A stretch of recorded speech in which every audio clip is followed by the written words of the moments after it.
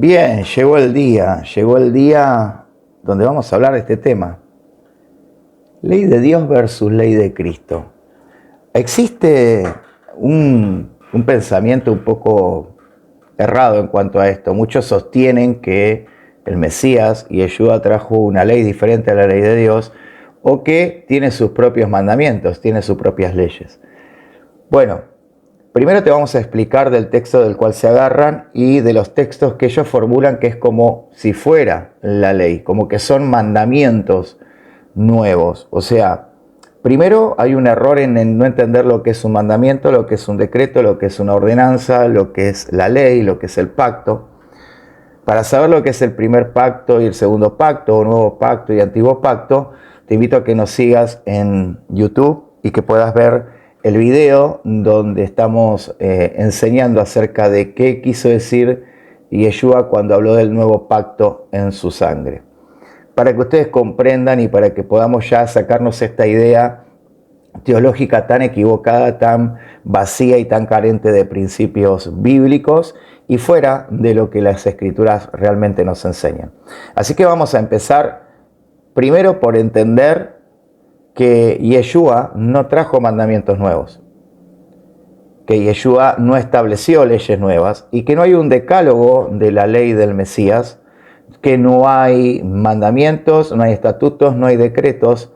Lo único que hay son principios aplicables y te lo vamos a enseñar tan fácil desde el griego, desde el hebreo y desde la contextualización real de las escrituras. Así que no te pierdas este video. Normalmente se agarran de este versículo, de Juan capítulo 13, versículo 34, diciendo: un mandamiento nuevo les doy, que os améis los unos a otros como yo os amado, que también os améis unos a otros. Ahora bien, acá tenemos un problema. No hay ningún mandamiento nuevo. Y lo vamos a demostrar con la propia escritura. En el libro de Levítico capítulo 18, versículo 19, nosotros nos vamos a encontrar con amarás a tu prójimo como a ti mismo. Y empieza a mostrar qué cosas tienen que ver con el amar al prójimo. Yeshua no enseñó un mandamiento nuevo. Yeshua lo que hizo fue hablar las palabras que estaban en la Torá. Ahora, el problema es con el versículo de Juan capítulo 13, versículo 34. Y te voy a enseñar dónde está el problema. Cuando vos lees en el versículo, un mandamiento nuevo os doy, la palabra para mandamiento, ¿sí?, es la palabra kainos, no kairos, kainos. Kainos en griego, quiere decir refrescar. Repito, la palabra kainos en griego quiere decir refrescar.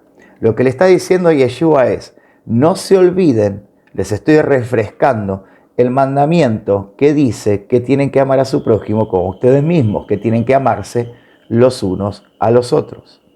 ¿Por qué? Porque dentro del amarse los unos de los otros está la corrección, la enseñanza y la aplicación de los principios que nos llevan a nosotros estar en la voluntad del Eterno.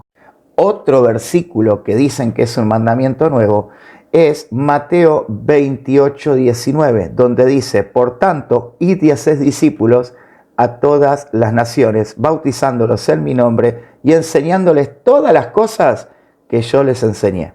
Ahora, fíjense qué interesante, porque dice: enseñándoles todas las cosas que yo les enseñé. El Mesías lo que enseñó fue la Torá del Eterno y la aplicación elevada de cada principio de la Torá.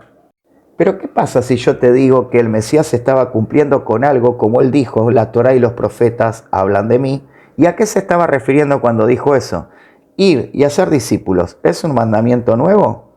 ¿O es algo que estaba prescripto que se debía hacer en todo el pueblo de Israel? Tener discípulos, tener segundas personas que empiecen a aprender de nosotros y que puedan elevarse a la capacidad de maestros para enseñarle también a otros.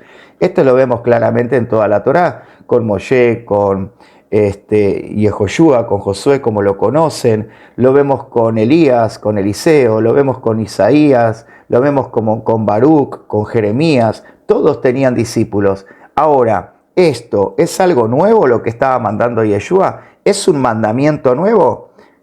¿Qué pasa si te digo que en el libro de Isaías capítulo 8 versículo 16, el Eterno,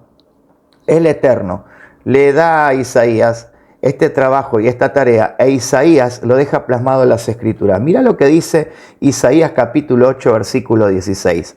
Ata el testimonio, sella la ley entre mis discípulos. Y Yeshua les estaba enseñando que enseñen todas las cosas que él enseñó.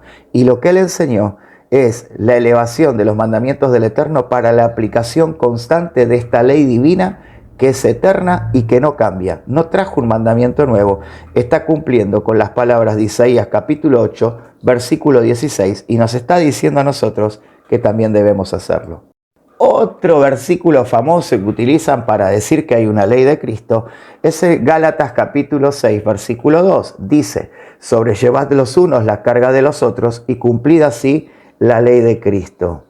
El problema acá es otro, y que no está hablando de una ley diferente, sino que está hablando, cumplid la ley del Mesías, está hablando de la obediencia del Mesías.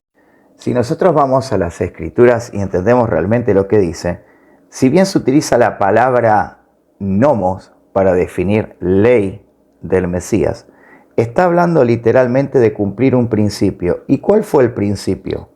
El llevar los unos las cargas de los otros. Él mismo dijo